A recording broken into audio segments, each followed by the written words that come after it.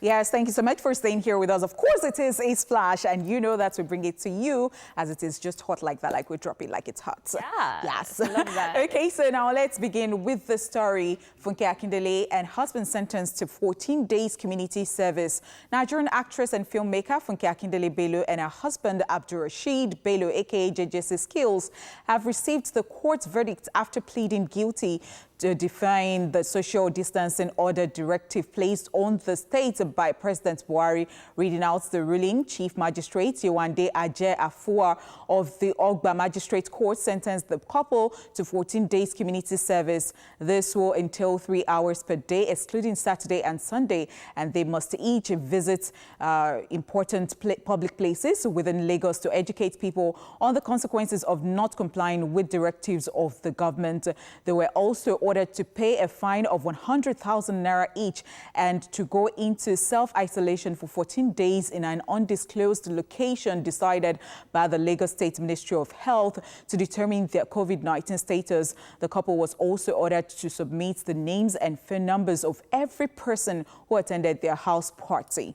All right, so that's that. Yeah, I think it's a continuation of where you stopped yesterday, because we broke the story yesterday saying that this is what is happening, and at the time they hadn't even gone to court. Then sometime during the show we saw when they went to court and they were giving a verdict, which we didn't know about. And now that I've heard this, I think it's quite fair that they are saying they should go to 10 disclosed locations and actually teach the public the consequences of breaking the social distancing laws. And I feel like the fine is also fair. It's not so outrageous for anybody who actually wants to break it. And I feel like I'm happy, as I said yesterday, I'm happy that Funke Akindele apologized, and I'm happy that they are doing the right thing in this situation.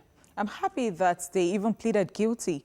You know, they didn't try to color it in any way. And, well, people have been saying all sorts on social media, which is, I mean, you know, people are, I mean, I don't know, like... One particular thing that people have been saying that was caught by me or was brought to my attention was the fact that even in the courthouse, it seemed like the reporters and the journalists were not maintaining social distancing. So I kind of agree with that, because looking at those videos, I'm like, you're taking somebody to court for not, you know, following the rules and following the laws set about by WHO and even NCDC, saying, oh, leave how many meters apart and don't be too close to each other, basically social distancing. And right there in the courtroom, if you check the videos, there was a crowd around them. There was reporters there. So I'm just like, in as much as, you know, they are doing the right thing, even we ourselves need to do the right thing. People are still going to marketplaces. People are still going to supermarkets. They're not wearing any mask. They're just, you know, clustered up together. So it almost feels like, oh, you want to cluster up in public, then go home and stay in your bed. It doesn't work that way. So I totally agree with you, and the fact that people are still moving around, because you see, the reason we're staying at home, people don't still understand. Exactly. And then I was still coming this morning, like I know that they said police have been, you know, arresting people who play ball in the streets and all that. I still saw people playing ball today. Yeah. So I think that people don't even understand. I think this will serve as a deterrent to, you know, a lot of people. A lot of people said they were scapegoats.